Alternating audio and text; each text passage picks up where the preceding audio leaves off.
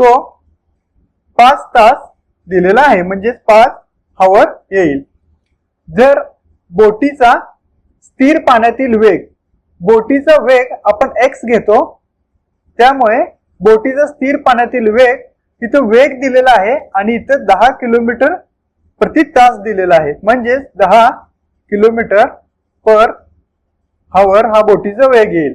त्यानंतर प्रवाहाचा वेग इथे 4 किलोमीटर प्रति तास दिलेला आहे, म्हणजे प्रवाहाचा वेग आपण y घेतो, तो 4 किलोमीटर पर हवर येतो. आपला जो फॉर्म्युला आहे त्यामध्ये आपण वेळ काढताना वेळ बरोबर त्याला लागणारं जे अंतर आहे ते अंतर भागिले